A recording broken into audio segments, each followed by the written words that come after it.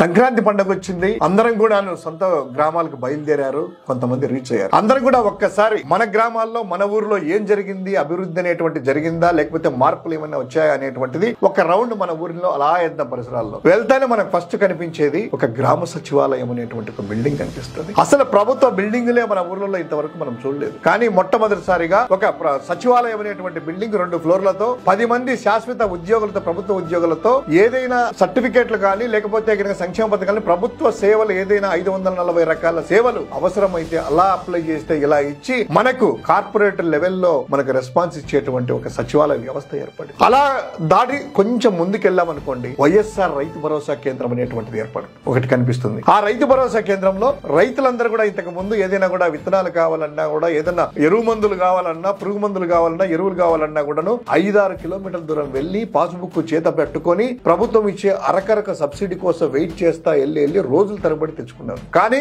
ఈ రోజు ఈ రైతు భరోసా కేంద్రం ద్వారా ప్రభుత్వ ఉద్యోగులే, ప్రభుత్వమే ఇక్కడ మన దగ్గరికి వచ్చి మనకు కావాల్సిన విత్తనాల దగ్గర నుంచి ఎరువు మందుల దగ్గర వరకు, ఎరువులు పురుగు మందుల వరకు మనకే ఇచ్చేసి పంట పండించిన తర్వాత ఆ పంటను కొనేటువంటి యంత్రాంగం కూడా జగనన్న పాలనలో ఈ రైతు భరోసా కేంద్రాల ద్వారా ఏర్పడింది. అంతేనా?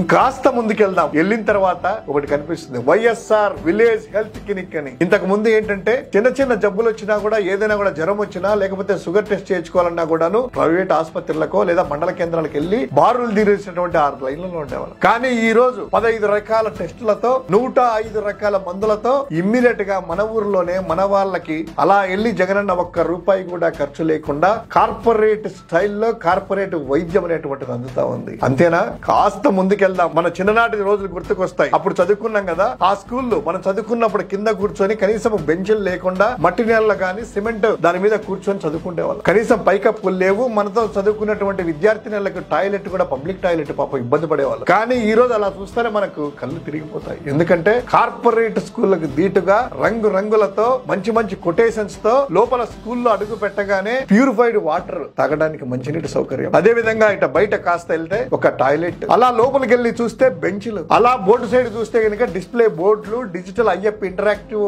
Flat planners. అది కార్పొరేట్ స్కూల్స్ కు తగినట్టుగా నాడు నేడులో భాగంగా జగనన్న అభివృద్ధి చేస్తున్న మనం చదువుకున్న మన స్కూళ్ళు మన కళ్ళ ముందరే ఇలా అభివృద్ధి చెందాయి. అంతేనా? ఇంకాస్త అలా ఊర్లోకి వెళ్తానే జనాలు కనిపిస్తారు. వాలంటీర్లు అనేటువంటి వాళ్ళు ఎదురైతా ఉంటారు. ఎక్కడికి ఏం కావాలన్నా కూడా 50 ఇళ్లకు ఒక వాలంటీర్ వచ్చేసి నిస్వార్థంగా ₹1 లంచం లేకుండా రైతులు గాని లేకపోతే ముసలి వాళ్ళకి గాని ఎవరికైనా కూడా మహిళలకు గాని ఏదైనా కూడా సర్వీసులు కావాలంటే వాళ్ళు వస్తారు. పెన్షన్ అనేటువంటి 1వ తారీఖు వస్తానే ఇమ్మీడియట్ గా ఇంటికి వచ్చి తెల్లవారుజున 5 నుంచి డోరు కట్టి అవ్వా తాత పెన్షన్లు ఇవిగో, అవ్వా ఇదిగో పెన్షన్లు అని ₹3000 జగనన్న అందించినటువంటి వాళ్ళు భద్రంగా కన్న కొడుకు కంటే ఎక్కువగా చూస్తున్నారు. ఇది మనం గమనించాల్సినటువంటి మన ఊర్లో. ఇంకెందుకు ఆలస్యం? ఒక్కొక్కసారి మనం ఒక్కొక్క బిల్డింగ్ దగ్గరికి వెళ్ళిన తర్వాత ఒక సెల్ఫీ తీసుకుందాం. సోషల్ మీడియాలో హ్యాష్-ట్యాగ్ తో మన ఊరు మారింది అనేటువంటి ట్యాగ్ తో మనం పోస్ట్ చేద్దాం. జగనన్న పాలనలో ఊరు మారింది, పల్లెకు పండుగ వచ్చింది, మన బ్రతుకులు మారాయి. సంక్రాంతి శుభాకాంక్షలు.